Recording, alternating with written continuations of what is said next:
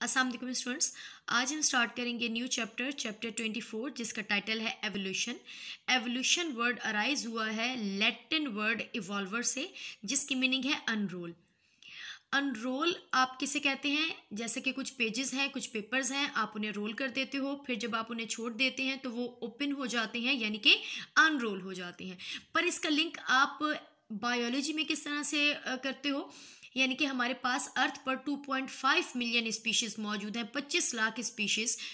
जब हम उन 25 लाख स्पीशीज का ओरिजिन देखते हैं, उनके एंसेस्टर देखते हैं, उनके अंदर चेंजेस को डिस्कस करते हैं, हम लिंक्ड करते हैं कि कौन सा ऑर्गेनिज्म किस ऑर्गेनिज्म के साथ रिजेम्बलेंस रखता है, कौन किससे चेंज है, तो ये सारा का सारा जब हम ओपन करके पढ़ते हैं तो इसी कंडीशन को कहा जा रहा है इवॉल्वर, यानी कि अनरोल होना, ओपन होना या एवोल्यूशन। स्टूडेंट्स, शायद ही कोई ऐसा इंसान होगा जिसने कभी ना सोचा हो कि हमारी प्लेनेट अर्थ कब बनी, हमारी अर्थ पर लिविंग ऑर्गेनिज्म पहला कब बना या कौन सा बना, नॉन लिविंग थिंग्स किस तरह से फॉर्म होती हैं। इन सारे के सारे जो क्वेश्चंस हैं उनको उनके आंसर के लिए हिस्ट्री में दो तरह के थॉट्स बने। नंबर 1 जिसे हम कहते हैं स्पेशल क्रिएशन, नंबर 2 जिसे हम कहते हैं evolution. What is special creation?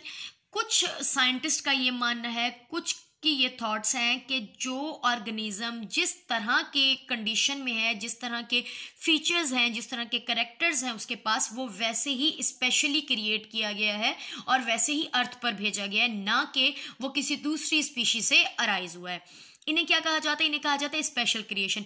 यानी कि लिविंग ऑर्गेनिज्म अब जिस तरह से, जिस कंडीशन में, जिस बॉडी फॉर्मेशन में मौजूद है, वो स्पेशली उसी तरह से क्रिएट करके भेजे गए हैं अर्थ पर। दूसरा थॉट क्या कहता है, दूसरा स्कूल ऑफ थॉट क्या कहता है? एवोल्यूशन। एवोल्यूशन के अकॉर्डिंग जितनी भी स्पीशीज अब मौजूद है वो सारी की सारी एक साथ नहीं बनी है, बल्कि ग्रेजुअली चेंजेस आई हैं। यानी कि प्लेनेट अर्थ पहले सिंपल था, उस पर पहले कोई एक ऑर्गेनिज्म बना, उसके अंदर चेंजेस आती गई और वो डिफरेंट स्पीशीज को या डिफरेंट ऑर्गेनिजम्स को अराइज करते गए। यही जो चेंजेस हैं, यही जो ग्रेजुअल चेंजेस हैं, इन्हें आप क्या कहते हो? एवोल्यूशन। अगर हम डेफिनेशन देखते हैं, gradual and continuous modification of ancestor and form complex descendant. 2 point बच्चों आपने यहां पर याद रखने हैं। Number 1 gradual, number 2 continuous. Gradual means slowly. ये जो एवोल्यूशन का प्रोसेस है कि एक स्पीशी के अंदर चेंजेस आ रही हैं और वो कोई दूसरी स्पीशी में कन्वर्ट हो रहा है, ये बहुत ही स्लो प्रोसेस है। ऐसा नहीं कि 1 साल में या 2 साल में स्पीशी चेंज हो जाती है, बल्कि सदियों में, मिलियन ईयर्स में जाकर एक स्पीशी किसी दूसरी स्पीशी में कन्वर्ट होती है। यानी कि ये तो आपको समझ आ गई कि ये जो प्रोसेस है, ये जो फिनोमेना है, बहुत ही ज्यादा स्लो है। नंबर 2 ये कॉन्टिन्यूस है। कॉन्टिन्यूस मीन्स मतलब ये रुकता नहीं है, ठीक है।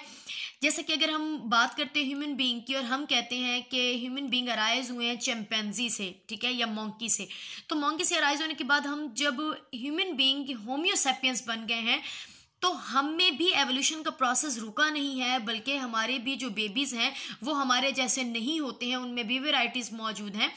तो यानी कि आप क्या कह सकते हो, हम में भी क्या हो रही है? हम में भी एवोल्यूशन हो रही है। तो एवोल्यूशन की डेफिनेशन क्या है?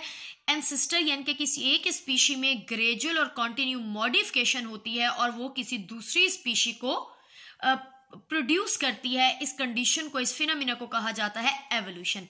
एवोल्यूशन में एक पुरानी स्पीशी जो सिंपल होती है, जिसे आप क्या कहते हैं? एंसेस्टर कहते हैं, उसके अंदर क्या आती हैं? चेंजेस आती हैं और वो एक कॉम्प्लेक्स स्पीशी में, यानी कि एक डिसेंडेंट में कन्वर्ट हो जाती है। यही जो कंप्लीट चेंजेस हैं, यही सिंपल से कॉम्प्लेक्स होने का जो मैकेनिज्म है, कहलाता है एवोल्यूशन।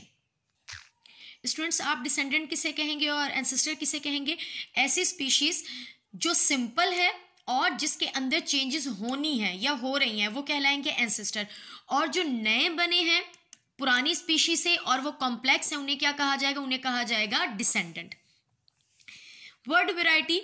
वेराइटी आप किसे कहते हो? एवोल्यूशन में difference shown by individual of one kind of organism. एक ही तरह के स्पीशी होने के बावजूद ऑर्गेनिज्म जो एक दूसरे के साथ, एक दूसरे मेंबर के साथ जो डिफरेंस रखते हैं, उसे कहा जाता है वैरायटी। लाइक जो बेबीज हैं वो अपने पेरेंट्स के साथ या भाई बहन आपस में जो डिफरेंस रखते हैं बॉडी में या स्ट्रक्चर में या फीचर में, उसे कहा जाता है वैरायटी। अब यहाँ पर हम एग्जाम्पल पढ़ेंगे। एग्जाम्पल में यहाँ मैं बता रही हूँ वर्टिब्रेट एनिमल की एग्जाम्पल लाइक फिशेस एंसेस्टर जिनसे अराइज हुए एम्फीबियन से अराइज हुए रेप्टाइल, और रेप्टाइल ने दो तरह के ग्रुप को अराइज किया है, इवॉल्व किया है, बर्ड्स और मैमल्स। यानी कि आप कह सकते हो हमारी ये जो चार ग्रुप हैं, बर्ड्स, मैमल, रेप्टाइल, एम्फीबियन, इन सब का एंसेस्टर कौन है? फिशेस। और आप ये नहीं सोच सकते कि जो फिशेस हैं वो स्पेशल क्रिएशन के थ्रू बनाकर भेज दी गई हैं अर्थ पर, बल्कि फिशेस भी अराइज हुई हैं इनवर्टिब्रेट से। तो आप यहाँ देख सकते हैं कि फिशेस सिंपल है, यानी कि जो डिसेंडेंट होते हैं वो सिंपल होते हैं, और जो एंसेस्टर होते हैं वो कॉम्प्लेक्स होते हैं। पर अगर हम प्लैनेट अर्थ का कंप्लीट अगर हम जायज़ा लेते हैं, हम डिस्कस करते हैं, हम सोचते हैं, क्योंकि बेटा हमारे पास एवोल्यूशन के लिए कुछ प्रूफ नहीं है, ठीक है, हमारे पास हाइपोथेसिस मौजूद है, हम जस्ट सोच सकते हैं कि ग्रेजुअली ऐसा हुआ होगा। फॉसिल्स इसके एविडेंस मौजूद है, लेकिन फिर भी कंप्लीटली लिंकेज हमें नहीं मिलता है। तो हमने ये सपोज किया है कि हमारे अर्थ का कॉमन एंसेस्टर कौन है, तो हमारा कॉमन एंसेस्टर है बैक्टीरिया। क्योंकि ये सबसे सिंपलेस्ट ऑर्गेनिज्म है, लिविंग ऑर्गेनिज्म है प्लैनेट अर्थ का। ये यूनिसेलुलर है और प्रोकैरियोटिक है। बेटा यहाँ पर मैं लिंकेज बता रही हूँ, सपोज करें हम ह्यूमन बीइंग का लिंकेज पढ़ रहे हैं, तो सबसे पहले अर्थ पर क्या बने? बैक्टीरिया जो कि यूनिसेलुलर प्रोकैरियोटिक था, इसमें कुछ चेंजेस आई और यूनिसेलुलर यूकैरियोटिक प्रोटिस्टा बने। यही यूनिसेलुलर प्रोटिस्टा मल्टी सेलुलर तीन ग्रुप को अराइज करते हैं, plant like, animal like, fungi like. अब प्लांट लाइक यानी कि ये तीनों ही आपस में चेंजेस रखते हैं, लेकिन अराइज किसी एक ही ग्रुप से हुए हैं, और प्रोटिस्टा किससे अराइज हुए हैं? बैक्टीरिया से। प्लांट लाइक प्रोटिस्टा से क्या बने? प्लांट्स। एनिमल लाइक प्रोटिस्टा से एनिमल्स। फंजाई लाइक प्रोटिस्टा से क्या बने? फंजाई। अब यहाँ पर अगर हम एग्जाम्पल लेते हैं एनिमल के, तो एनिमल दो तरह के बने, पहले इनवर्टिब्रेट, फिर इनवर्टिब्रेट में कुछ चेंजेस आई और बन गए वर्टिब्रेट। यहाँ मैं ऑलरेडी ही वर्टिब्रेट का जो लिंकेज है वो एक्सप्लेन कर चुकी हूँ कि वर्टिब्रेट में पहले फिशेस बनी, फिर एम्फीबियन, रेप्टाइल, फिर रेप्टाइल ने किसी अराइज किया? मैमल्स, और मैमल्स में सबसे ज्यादा वेल डेवलप्ड कौन बने? होमो सैपियंस यानी ह्यूमन बीइंग। अगर हम ये सोचते हैं, ये देखते हैं कि एवोल्यूशन हुई, हमें नज़र आ रहा है कि हमारे अर्थ पर कुछ सिंपल स्पीशीज़ हैं, कुछ कॉम्प्लेक्स हैं, तो जाहिर है सिंपल नहीं, ग्रेजुअली चेंजेस के बाद बनाया है कॉम्प्लेक्स फॉर्म को। पर कॉज क्या है, कैसे बनी है? तो दो मेथड यूज हो सकते हैं। नंबर वन यह हुई है क्रॉसिंग ओवर। आपको पता है मियोसिस में जब क्रोमोसोम सेगमेंट का एक्सचेंज करते हैं तो जीन्स एक्सचेंज होने की वजह से आ जाती है वैरायटी।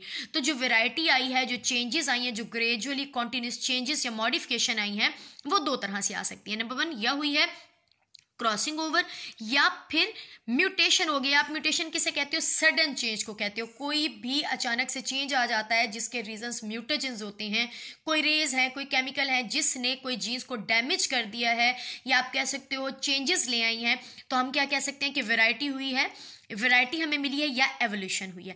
रीजन क्या है, क्यों कोई ऑर्गेनिज्म अगर वो सरवाइव कर रहा है, वो उस अर्थ पर मौजूद है, उस एरिया में मौजूद है, और फिर भी वो एक नई स्पीशी को अराइज करता है, तो इसका रीजन है सर्वाइवल।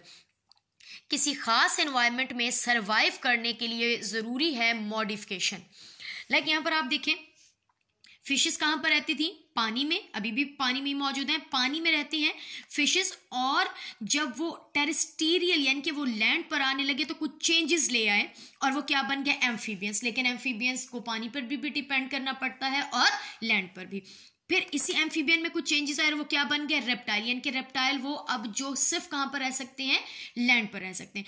ग्रेजुअली किसी नए इन्वायरमेंट में, किसी नई जगह पर सरवाइव करने के लिए, या कंपटीशन ज़्यादा होने की वजह से सरवाइव करने के लिए अब उनके पास एक ही चांस है। अब अगर सपोज करें कोई कंडीशन अनफेवरेबल हो गई है, तो दो चांस बनते हैं, दो ही तरह के डिसीजन हो सकते हैं, या कि उनकी डेथ हो जाए और वो कोई भी चेंजेस ना लेकर आए, नंबर टू, या वो अपनी बॉडी के अंदर उस एनवायरनमेंट के अकॉर्डिंग चेंज लेकर आए और क्या करें? सर्वाइव करें। तो एवोल्यूशन का एक ही रीजन हो सकता है और वो है सर्वाइवल।